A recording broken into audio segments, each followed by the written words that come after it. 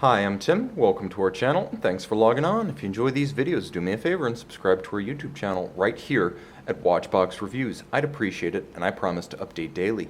If you like this watch, you can purchase it on our website, thewatchbox.com. And today we are discussing a feature-dense Panerai.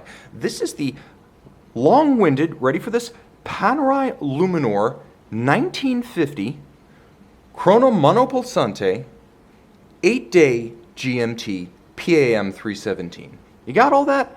It's a mouthful, but this watch lives up to it. So this is a timepiece that offers a ceramic black case in the traditional 44mm Luminor size, but with the more sculpted, elegant, and historically correct 1950 case profile.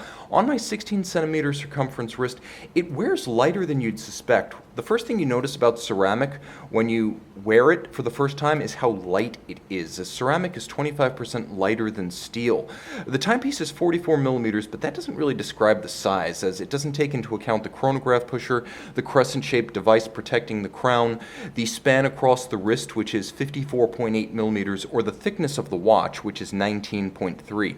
So the watch does wear larger than its 44mm size, but because of the ceramic, it feels two sizes smaller than it is on the wrist. You will note the timepiece featuring a black calfskin strap to match the matte black of the case. It's a robust and substantial option, but you're probably going to want to avail yourself of the traditional Panerai screw-fixed lug bars to swap this out before you get wet and wild. It would look great on a black rubber strap and completely natural given the monotone aesthetic. You have a PVD black titanium pin buckle outboard for quick adjustments. You will note that the lugs are rather distinct from the rest of the case. This is the Luminor look, and it's one of the reasons why these watches, although unwieldy on paper, are often wearable on smaller wrists because they wear like cushions, and so more or less a square profile on the wrist. The lugs merely drape the strap down around the sides of the wrist. I'd say you could wear this watch on a wrist as small as 15cm circumference. You will note the 1950 case profile, a little bit more elegant, a little bit more graceful, more curves, fewer sheer sides. This debuted in 2002 with the PAM00317, and it continues on this rather smaller size. The 127 was a 47, this is a 44.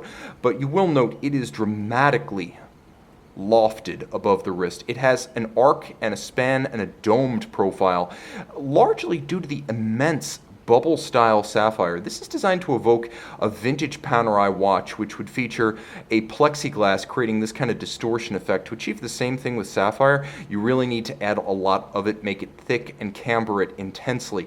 But that's also an expensive treatment, and one of the reasons why this now $13,000 pre-owned watch once cost $21,500. You get a lot of pre-owned Panerai for your money here.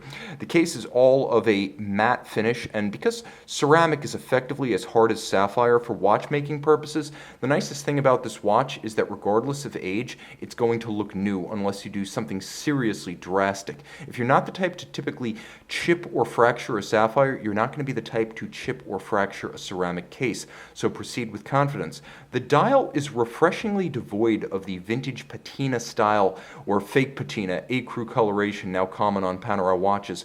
This model debuted back in 2008 when Panerai was still more of a forward-looking company, and the first generation featured a actual PVD black caliber 2004. Now it's a smoked sapphire. There were a lot of manufacturing defects on that first generation from 2008. This one, an L series, is from 2009.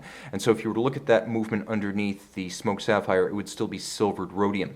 Getting close to the dial, you can see there's a lot going on. First, matte finish to resist glare. You'll note it is a sandwich profile, so there's sort of a stencil over a fully loomed disc, and thus all of the calibrations of the dial shine up through those wells, creating brilliant luminescence as well as a 3D effect that's unique to these sandwich dials. Now, this dial is fully loomed, and you'll see this in a minute. Everything, including the power reserve, is loomed, and there is a lot to see.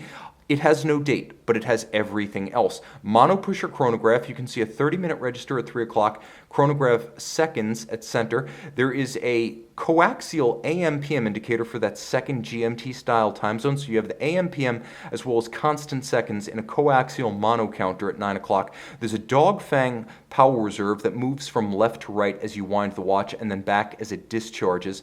And I want to demonstrate how the hacking seconds system works here. You can see the seconds hand at 9 o'clock. This is a zero reset. So not only does it hack and stop the seconds, it resets directly to the index at 60 for more accurate and more convenient setting against a reference time.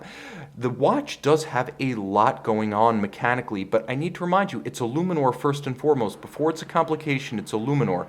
So it has this device protecting the crown, which is an article of industrial design virtuosity. It could be in a vitrine at an industrial design exhibit at the Museum of Modern Art in New York.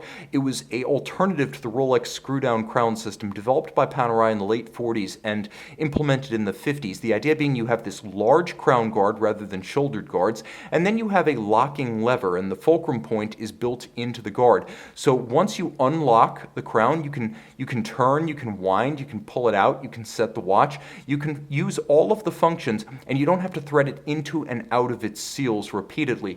So not only does this make the crown a lot easier to access when your hands are wet, sweaty, or gloved, but it helps to preserve the seals of the case long term. And though you can't quite see it, post-2007, Panerai started to introduce a runner bearing into the cam lobe of this lever to make the action smoother. Jumping back to that case back, you can see this is caliber 2004. It was part of the debut family of Panerai manufacture movements designed by Eric Klein and Val Fleurier, Richemont's in-house movement specialist back in the early to mid-2000s. So caliber 2004 is manual wind, 8-day power reserve. You'll note the style of the bridge, if not the actual construction, in the three-quarter bridge fashion of an old Angelus SF240, as would have been used on a 1950s Panerai Luminor. Free sprung index with a full balance bridge for shock resistance, 3 mainspring barrels to provide both the 8-day power reserve and a very even, progressive, and consistent torque release to the escapement from max wind to minimum wind. You can see there is a column wheel for the chronograph, visible through a skeletonized portion of the bridges, and though you cannot see it, there is a vertical clutch system for engaging the chronograph. So if you wish to leave the chronograph running continuously on the dial side, you can do that without any additional hazard, wear, or tear to the movement. The vertical clutch lets you do that. The vertical clutch also ensures that the movement starts without any jump or stagger. 29 jewels, designed, built, and finished in what was first Val Fleurier and later manufacturer Panerai.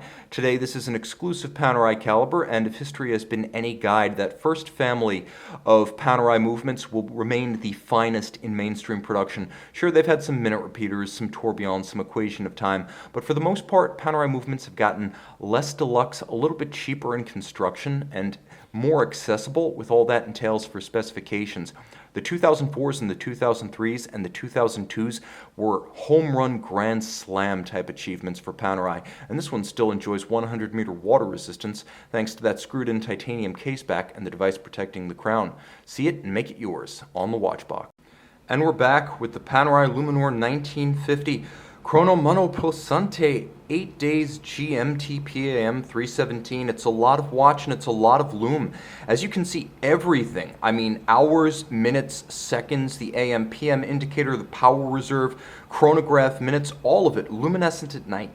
See it by the light of day and make it yours on the watch box.